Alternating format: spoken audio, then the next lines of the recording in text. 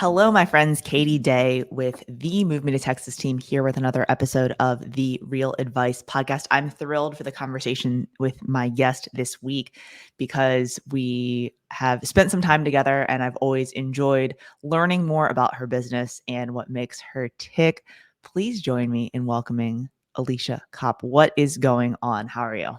Thank you. I am thrilled to be here. The respect and admiration that I have for you is huge. So I have a feeling that we're going to talk about some really great stuff today that can inspire a lot of the agents. I love it. I love it. So I know you are in St. Louis Yep. and have a team, but like, how did you get into real estate and how did you get to kind of where you are today? So I got into real estate 19 years ago. I had been a stay-at-home mom for about 10 years. And I did those little in-home parties, how you learn how to scrapbook and you do all that. And I won a lot of free trips from doing that. And I realized that I love people. I'm just fascinated by the human condition. I love people's stories. A friend of mine said, "Hey, I dare you to try real estate. You could make some real money." So about this time, it was 2005. And of course, there's nothing like a huge market crash of epic proportions when I got For into sure. it. So my first 2 years, I was in the deficit. Yeah. I did not make any money. And then the whole market crashed. That was interesting. Well, and so, I mean, then you've seen a lot, right? Yeah. Like I think a lot of people that got into the business in the past 2 or 3 years, now we're in definitely a slower market than 2020 and 2021. And they're like, oh man, right? I don't think that this is anything as compared to 2008, right? But like, what advice would you give to an agent in today's market of like, business isn't coming as easy as it was, right? Yeah. What like mindset tips or activities or like what would you do if I'm like, I'm not selling enough homes, Alicia? Like, what do I need to do? Yeah, I love this question. I love it. Because I think there's something so powerful about this muscle that we use when things are a little less than optimal. And so my advice would be don't think about a cotton candy diet, think about a protein diet. I'm going to tell you what I mean by that. So our kids think they want to have sugar for dinner. They want to have they would eat cotton candy for the whole meal, right? But we know as parents, they need protein, they need substance. It's very much the same way in real estate. So we think turn them and burn them. We've been so busy the last few years, we can barely keep up. But now all of a sudden we're realizing that's not sustainable. It's not sustainable to do that. To have the real longevity, I think really goes back to digging deeper into our relationships. And that's what I did when the market crashed before. Every single client was super important to me. So I think for agents to go back to the basics, instead of buying more leads, doing things that aren't relational, there's nothing wrong with that. And I believe in that too. But I think if you take a step back and see how much you're investing in your clients, Yeah. are you bringing people value? Are you in front of your clients? That's really where the real money is going to come from. Well, and that's I was at a conference this week and someone was talking about, when people are like, oh, where's your business come from? Most agents that have been in business, they're like, oh, it's repeat and referral. And like that's like they consider that to be one bucket. And he was like, I would challenge you to say, okay, who are your repeat, right? Who are the people that continue to come back to you, to buy that investment property or buy their new home or whatever it may be? Who are your referrals? So those same people, who are they sending you to, right? Yeah. And then you still need to have new business, right? You can't just rely on the people that you already know. You need to continue to have more conversations. But I was like, how often do we say that? We're like, oh, repeat and referral, So, but digging in deeper, I think a lot of times people are just focusing in on new, right? And if you have these people that know, like, and trust you and that you've assisted, it's sometimes awkward coming back to them, if it's been a while, but like those are the relationships that mean so much. And I love that you hit on that, Katie, because I genuinely feel like I was at this pivotal point when I started the team a few years ago where I felt more pressure to be, more production, more leads, more clients. And my broker challenged me. He said, before you agree to that $4,000 to $5,000 a month Google ad, I want you to spend that much money for the next 6 months funneling it into your clients. So client appreciation gifts, stopping by clients' houses. And I can tell you 6 months later, we had doubled our business because every time you're in front of people, I don't even bring up real estate. They bring it Yeah, up all they're on their asking. own. And I hadn't really been a fan of the client appreciation gifts because I thought, I'm a busy mom. I have 4 boys.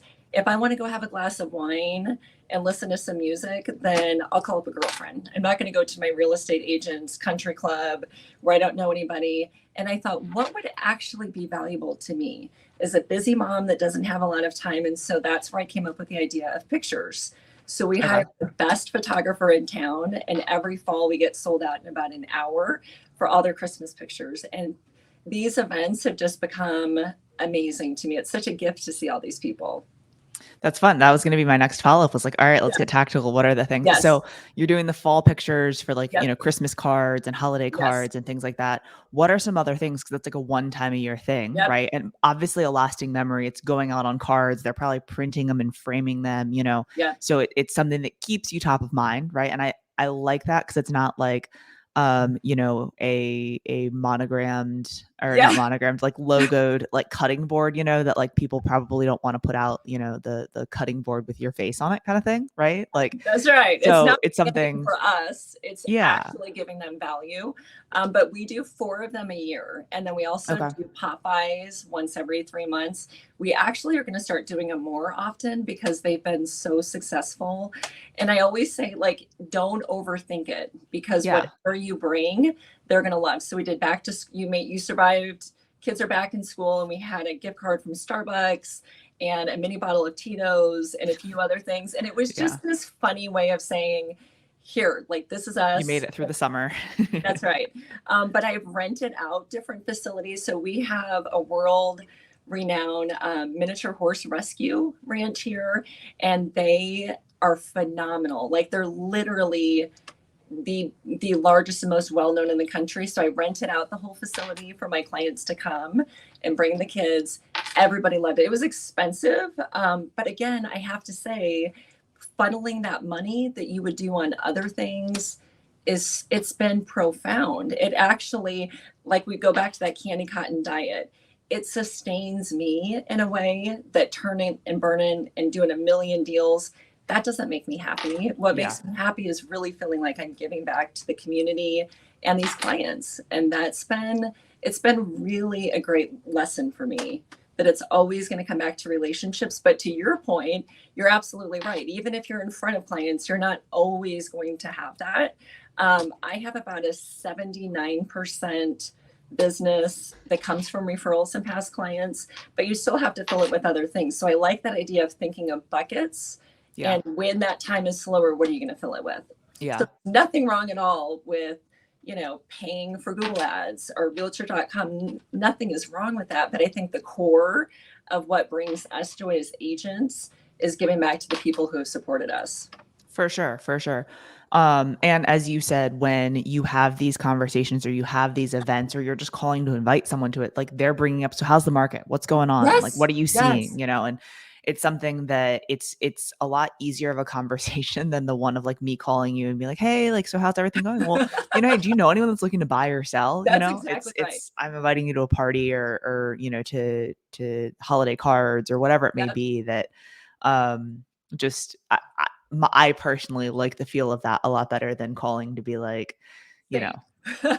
you want to know your home's value? Like, no, we're already sending that to you regularly.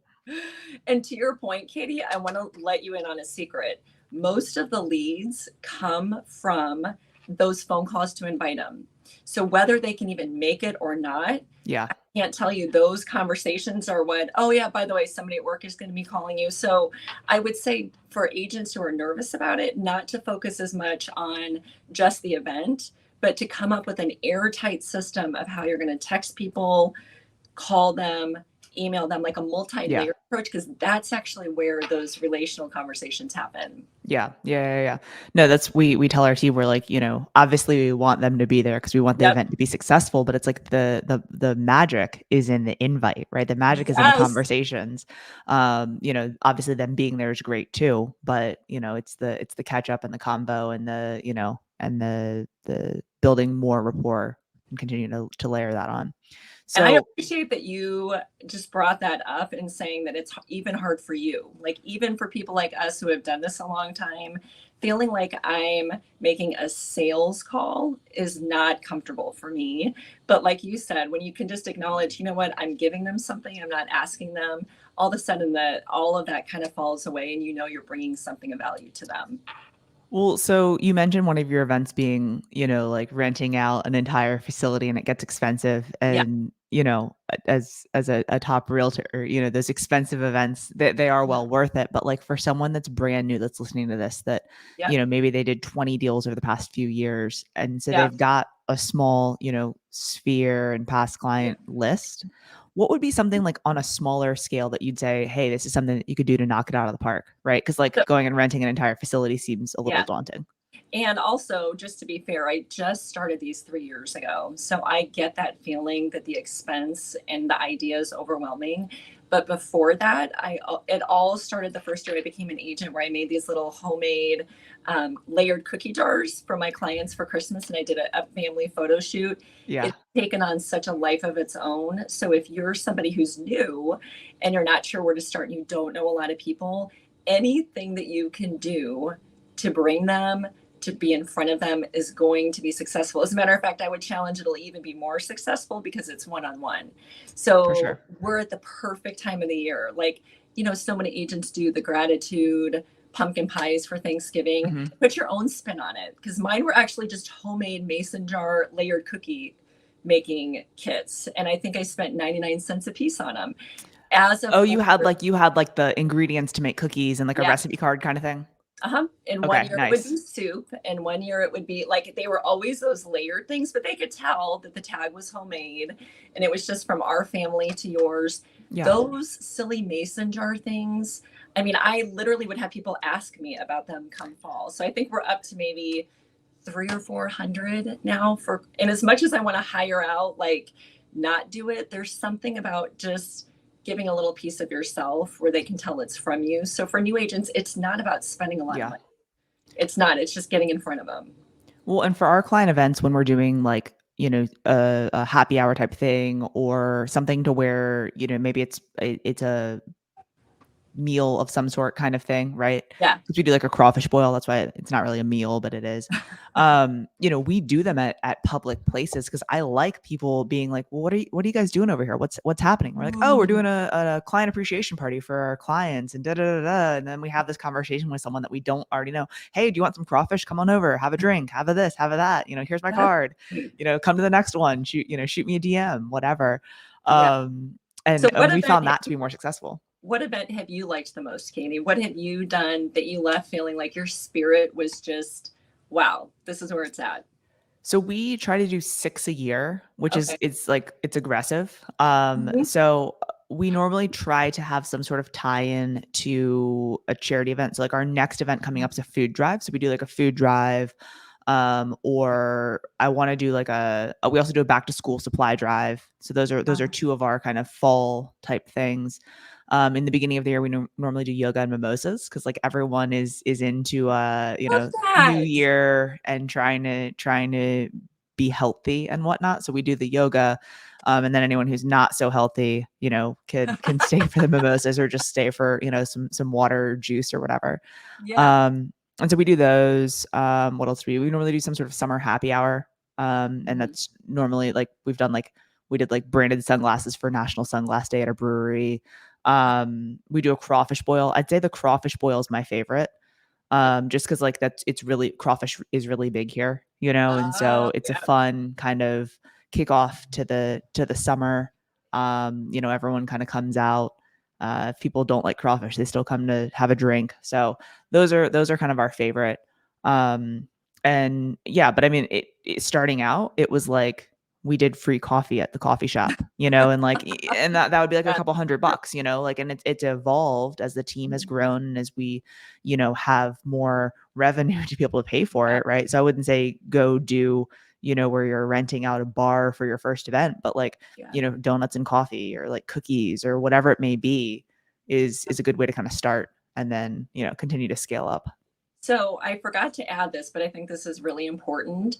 It's rare that I ever pay much of anything. So I always partner up with my title company and my Yeah, lender. So they're picking up a huge part of that bill. And I think as agents, sometimes we wonder, well, is it okay for me to ask my lender to do that? Is that illegal? Is there something wrong with that? We are a huge source of income for them consistently. Those two yeah, are like, I always have 2 or 3 lenders that I work with most directly, and I alternate them for the events. for And sure. so the really pricey ones, it's not really draining them, but those are resources that I think we forget are out there for us.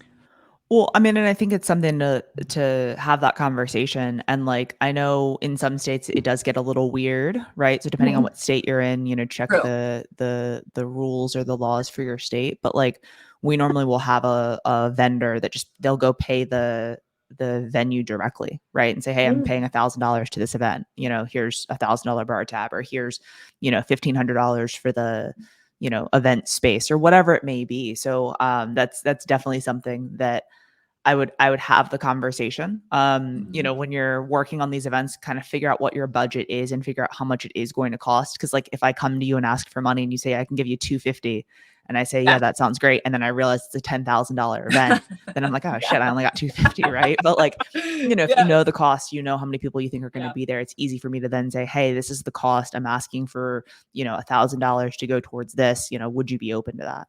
Yeah. And most are. So yeah, great point there.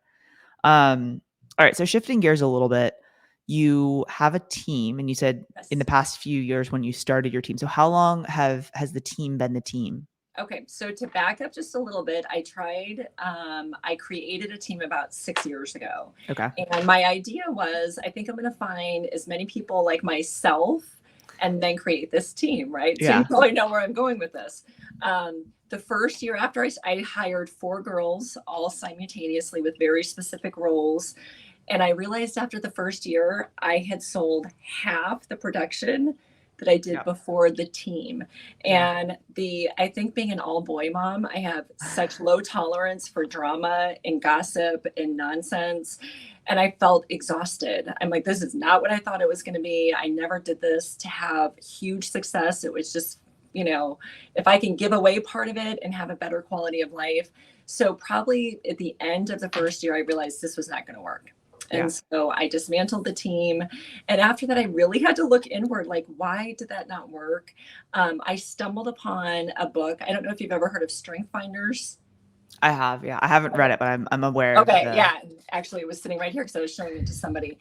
There's a test in this Strength Finders, and the results aren't particularly shocking for yourself.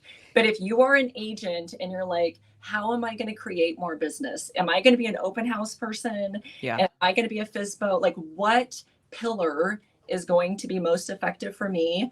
I have found taking this test to be immeasurably valuable. And then when I decided to revisit the idea of taking a team, here's what I learned from this book and this program. It's not effective to have a whole bunch of people that are just like you. Doesn't work, like it does not work. People, you think it's like, who do I want to go have a cocktail with? Who do I want to go work out at the gym with? yeah, Uh, what I found was they needed to be very different. So even after feeling embarrassed because I had failed at the team and I rarely fail, I thought I'm going to learn from it. I'm going to have people who are very different that bring something different to the table.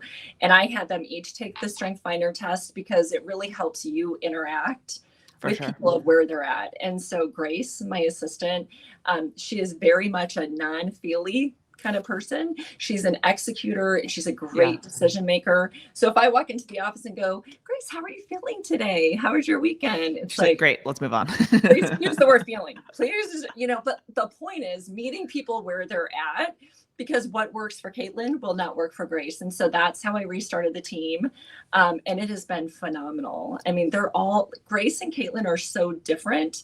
And then we have a transaction coordinator that does all of our transactions. So we don't do a huge volume of business. I think we're at about 19 million this year. I'm very much like a boutique style, less transactions, but more depth and relationships. And so we don't do this. I'm sure not numbers close to yours, but I really love that. And I love that we're building a foundation where They're learning a lot. We have had huge success this year with neighborhood open houses. I love it. Grace has closed $3 million from only 3 houses because she had a charcuterie and champagne the night before it was open to the public. Nice.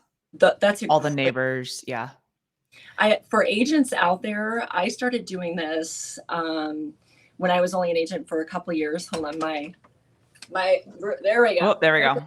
Auto lights.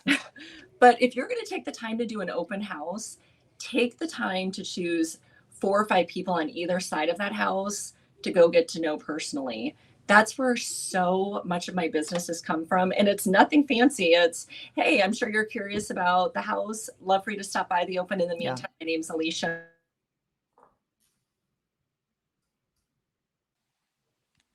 Digging deeper in the neighborhoods where you're already selling is so important. And I think a lot of people fail to do that. So whether it's circle dialing or going and door knocking or whatever it may be, like we know that when one home sells, other homes in the neighborhood will then kind of follow suit because they were already thinking about it, right? So if you go and door knock or you invite them to the house, like forging that relationship is so important. I could not agree more with you, and we've seen a huge amount of business this year from that. So we created a charcuterie and champagne event the night before a house hits the market. It's sort of their sneak peek before anybody else gets to see it. And it takes time. And again, we have our lenders sponsor it. It has been a huge opportunity. And if you're not one that feels like you're ready for that, maybe you're a newer agent, you're already dressed and ready for the open, and you kind of have to get your mojo, get in that mode. Take a few minutes before the open house or even after if you have to, and meet at least 7 or 8 of the neighbors. Just yesterday, I was getting my sign out of a house after it closed. I went over to introduce myself to the neighbor because I realized he was the one that wasn't home. And he said, "It's so funny you should come over. We're looking to build a $2 million house and we really need to sell soon." And I thought it was a reminder to me, those basic things are where it's at. Yeah. I love that. And I think so for the charcuterie and champagne thing. So you're doing that the night before. Are some of these homes still occupied or are they vacant or what's both? And so let's get a little tactical. Like help me out with like the scripting, right? So like, already sellers like you're doing this open house over the weekends. We've got to go do this. I always tell sellers to go out of town for the weekend. The first weekend a home hits the market, right? Like go stay in Airbnb, just so you don't have to deal with this, whatever it may be. But like, what are you telling them as to why? Because like, I don't want my nosy neighbors in my house, Alicia. Like, and that's really common for people to feel like any more hassle in trying to get the kids out of the house, the dog. What I go back to is I show them proof. I share with them times that we actually have sold our houses because a neighbor knows a friend who's looking. Those neighbors are way more invested because they want to have a part in who's going to move into that house. Yeah, for sure. No, I mean, I think that's super important, being able to prove or show why you do things, right? I think a lot of times someone hears this on a podcast, right? They listen to this podcast, they're like, oh, now I'm going to go tell my sellers we're doing this thing. But it's like, okay, well, why? Why would you do that? It's the same thing when you're circle dialing or door knocking, right? Like, hey, we often find that the ultimate buyer of a property, knows someone who already lives in the neighborhood. So like, do you know anyone that's looking? Do you know anyone who wants to live here? Or anything like that, right? And to take that a step further, I've done something else. I actually just I have a listing right now, and he's a Hollywood guy, so privacy is really important to him. And so I actually had a client that I closed with, in their recommendation that they wrote up for me, I had them mention how we met and how I ended up getting their house under contract. So it's not my words saying, hey, here's why we need to do it, and this is the proof is just X, Y, and Z. I actually will say I have a video of a client sharing that, and I have an actual just written referral. It was amazing. We didn't believe in open houses, but then Alicia said we had to do it, and wow. So I think sometimes getting other people's words into it is kind of a good idea too. Yeah. No, I mean, I can tell you how great I am all day long, but if someone else tells you, then you're like, oh, this seems compelling, I it's love like that. our children. It's like our children. We can say it, but then somebody else and you're like, oh, it's clear now. It's all the clarity. Going back a little bit to the team thing, because we kind of segued quickly from the team to the open houses. the key takeaway that I pulled out of what you're saying for the team is figure out what the avatar is, or figure out what you are looking for in your particular people, right? Yes. Your agents, your admin, your staff, your different people on your team are all Yep. going to have different personality types that would fit the best, right? And so whether Yes. that's strength finders or disc or whatever you're doing to Yes. kind of test that, make sure that you're hiring not just because you like someone, right? You can create a position for someone, right? But if you have specific roles, you want to make sure that you're trying to ensure that they'll be successful in those roles in the long term, right? Not just, hey, we're working together because this is fun. Yes, I absolutely believe that. I think the temptation is to surround ourselves with people like us who are similar. That does not work for an effective team. People have to be bringing different strengths to the table. And then together, we're so much stronger because we've got all of those different strengths and weaknesses working together. And that actually is what totally shifted the needle in having an effective team. And so, to your point, make sure your admin and the manager of the team loves details. If there's somebody that loves to be in front of people, they're in the wrong line. It's not going to be a fit for them, and they're going to feel like they're getting the boring job when everybody Yeah. else gets the fun job. It's funny you say that. One of our agents on our team, she first applied for a TC role. Uh-huh. And I like looked at her background. It was like there was some management experience and some kind of like admin type stuff. So it's like, oh, like this could be a fit. So like let's meet with them. She's got a real estate license. She's been doing this for a little while. And like we met and I was like, you would be a terrible TC. Like it would be Yeah. irresponsible of me to hire you in this role. Like, do you want to be a TC and sit behind a desk all day, or do you want a steady paycheck? And it was like she had gotten into real estate and hadn't yet hit her groove, you know? Yep. And Yep. so that was kind of her thing. And she's like, okay, if I'm being completely honest, like I just need money. I'm like, okay, well, why don't you stay Mhm. at your job, save up some money, and then come be a sales agent with us? Cause like I could hire you as a TC, but like you would be terrible at it and you would hate it. So like, Yes. we're just putting a band-aid on something, save up some more money and let's talk. And like Y- we joke about it to this day because we've worked together now for a few years. And I'm like, I just can't So believe she came back and she's she on the came team as an back. agent. She Yeah. did. I But like love that story. it was, we laugh now because it was like, I wouldn't have come back. I'd be like, oh, screw you. Like, I'll go find a job somewhere else, and like, I guess we had a connection. I don't know. But like, so she's been with us now for a few years as an agent, but Yeah. was definitely not TC material. So one thing that just came into my mind that I wanted to share about the team that I haven't talked about this before, but I think it's something really valuable. So often it can be hard when we have clients that we've gotten close to and then the team works with them, and how you balance that so clients never feel like they're being just shifted off to the team for somebody else to work with them. I really strongly believe in our social media to have the team represented. Yeah, And so many times people will say, "Oh, Grace, you're the blonde one. I saw your video. I love that." The same with Caitlin. And I will say, out of everything in my team contract that caused them the most pause, being in social media and sharing their face and being on video was probably the thing they felt the most hesitant about. But it's what's paid off the most because each of their personalities come through. Each of them post 1 day a week on the team. And that is what creates that feeling of, oh, I know that you know Caitlin. Remember, you shared with me you love that video that she wrote. It just sort of creates more of a family atmosphere. I think if you can find any way to pull the team sometimes into the social media, there's just something that feels really organically smooth about a client working with them instead of you as the team lead. for sure. Well, and now especially with like Instagram and things like that, you can do like collaborative posts, so it's like you Yes, can be posted yes, on a team page, but then it's on your that's page as right. well, and then it's on an agent page. And so it's, a easy way, right, to be able to repurpose that content as opposed to like posting it 14 times on all these different pages. That's right. So yeah, I think that's great. It's always interesting to see like agents' journeys on social. And so you said in your contract it has that. Is it that they have to post a certain amount of times per week, or what's Yes, the that what's the clause? the clause is they need to post once a week, and I strongly encourage them to show their face sometimes. They don't all, and they still don't feel comfortable after a year and a half, but we do a content day once a month We get all of our content out of the way. It's really easy for the three of us to do some videos together, them to Yeah, individually do it. So I also very much believe in the power of social media. If for you are a sure. younger agent and you are not utilizing something that's free, that you're missing out, because the amount of business that comes from it is ridiculous. People don't analyze you nearly as much as you think they do on video. And it sort of filters who's really meant to be your client anyway. I think that sharing a bit about yourself on your social media is also super helpful.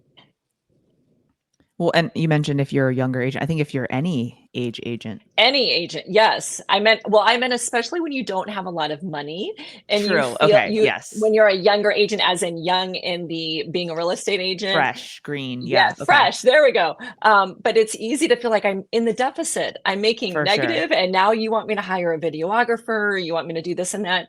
I mean, you can see yourself. Sometimes those videos that we do on our cell phone walking into an appointment are the ones that get the most engagement.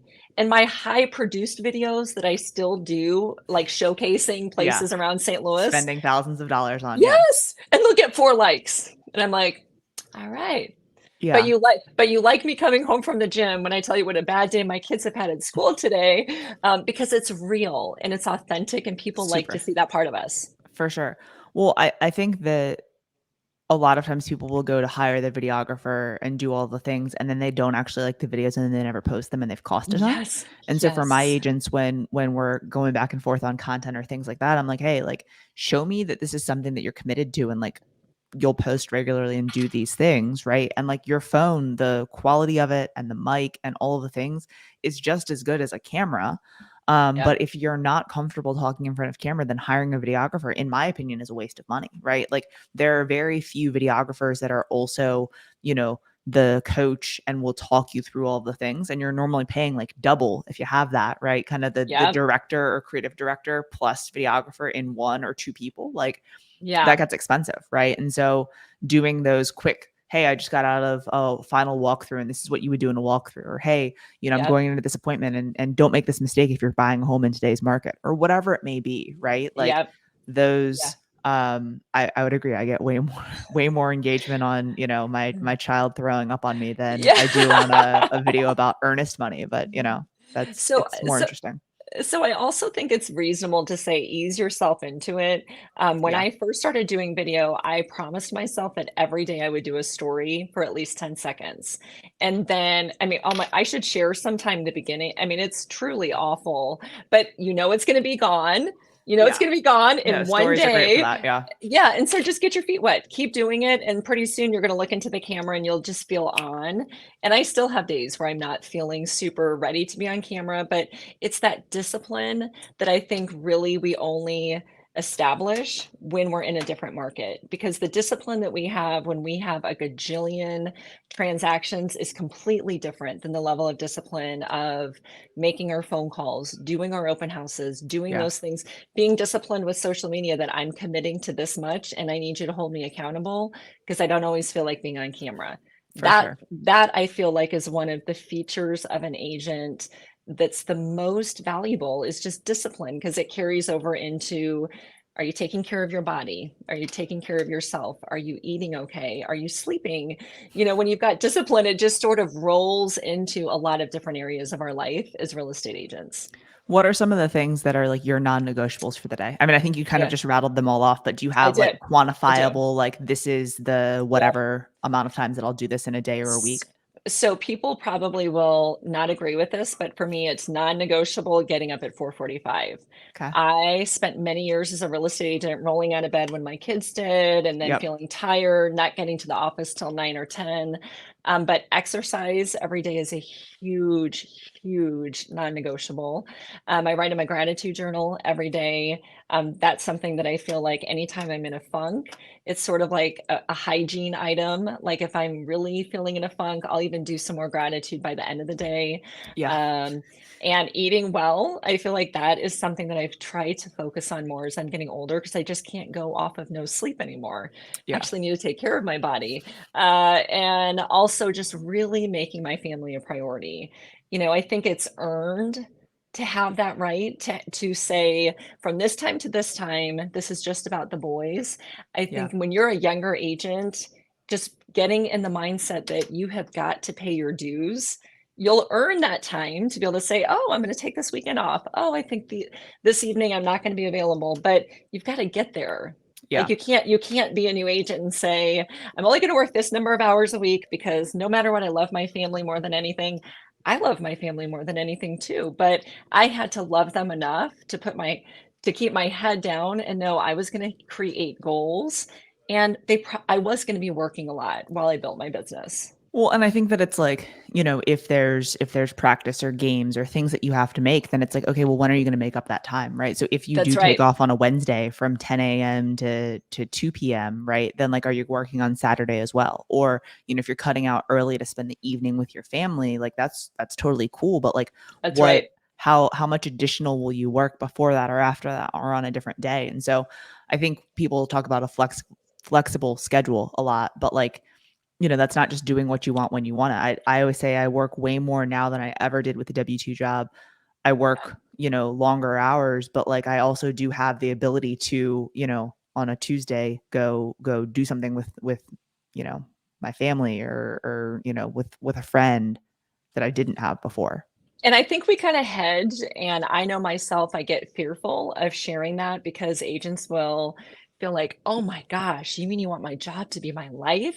I mean, come on, everyone needs boundaries. I think that in this industry, we kind of shy away from talking about it, but we need to talk about it because no one's going to know if you didn't get done what you needed to today. Nobody's Yeah. going to know if you made phone calls or had that third coffee meet like for the week of your accountability. You can lie about it, but if you're not getting the results you want, that's where it all stops and starts. And that's where I think involving your family, especially your spouse, and saying, here's what my goal is. This is how it's going to affect us, but I just need your support because it's going to be a lot. It's going to be a lot for a bit. Yeah, two things on that. I mean, I think the buy-in of a partner or spouse is super important, right? So this Yep. is the goal. This is what that's going to look like, and it's going to suck for the next year. Are you Mhm. in? Like, do I have your permission for this to suck or not? Right?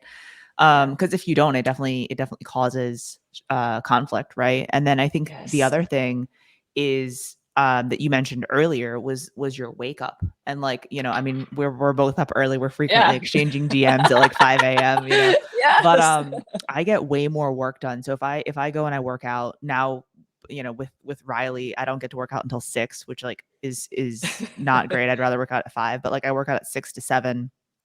I get more work done between that 5 a.m. and 6 a.m., right? And 7 a.m. and 8:30 than I probably do for the rest of the day. Cause it's like then, as the day starts, then it's like phone calls are happening and emails and text Yeah. messages and Zoom calls and podcasts and all this stuff's happening. That morning uninterrupted time is so good. I'm sorry. I don't know why that keeps happening. It's almost like when the Wi-Fi glitches, then I'm gone. So I don't know if we need to start that sentence over. No, I'm you're sorry. good. You're Okay. good. You're Okay. good. And I think that's so solid for you to say the buy-in from your partner. The way you worded that is absolutely perfect because I've interviewed two people this week that want to be on the team. And one of the first things I ask them about is their significant other or their Mhm. spouse, because I can tell you it is not fun dragging along somebody that doesn't want you to make some sacrifices that we always make in our world. One of the things that we added into our hiring process a while back was like going to lunch or drinks or coffee or something with like the you and your partner or whatever it may Mm, be. Because it's like yeah. also interesting to see how the interactions are. I had a coach Oh, that basically said like if someone has, you can only kind of like fake it for so long. And so if someone yep. has like a very tenuous, personal relationship, like Yep. it doesn't necessarily mean to not hire them, but it's just something to like be aware of, right? Because Yeah. that can translate, right? Because if, as you said, like if you don't have their buy-in, and Yep. it's only going to last for so long until it doesn't anymore, and that's either the job or the relationship, right? And so Mhm. um that's something that we've done a couple times, right? And it's I like love it's that telling. So idea. That is genius. it That's so also, good. then you see how people interact like with others Yeah. too. So And one other thing that is a non-negotiable that I forgot to touch base on is every single night before I go to bed, I have my to-do list for the next day. Yeah. So a Prep lot of for the next times, day. that's exactly right. So I'll have who I'm going to call, what's on the agenda. I think for many years, I did that once I was ready to start the day. But again, you're always behind the 8 ball because more comes up. Other Yeah. people need you during the day. So really having that time the night before to say what the day is going to look like, that gets me up and I'm focused when I've got that couple hours before the day gets busy with everybody else. And it's really effective time. That's awesome. Great Yeah. tactical idea and point. I appreciate you. All right, I'm gonna hit you with one last question. Yes. All right. Yes. If it was your last meal on earth, what would you be eating? Oh, that's such a good one, Katie. Oh my gosh. Okay, I'm gonna have to say, um, seared. Hold on, let me start again. Is my lighting okay? Just my You're lights good. just You're went good. out. You're fine. Okay. All right. So if it was my last meal, it would be seared scallops. I don't eat a lot of fish, but scallops do it for me. And a huge salad with lots and lots of toppings. I love it. Yes. Awesome. No, I appreciate you so much. Thank you for all of your knowledge. I love the open house Ah, tips, especially knowing that you started in such an interesting time in the real estate world. You have yeah. a wealth of knowledge. If someone doesn't follow you on social, where's the best place for Well, them to find you? the Alicia Cop team on Instagram and Alicia Cop on Facebook, and we're on LinkedIn, pretty much everywhere else. Awesome. Well, thank Yeah. you so Thank much. you, Katie. This was a joy. Thank you so much for having me.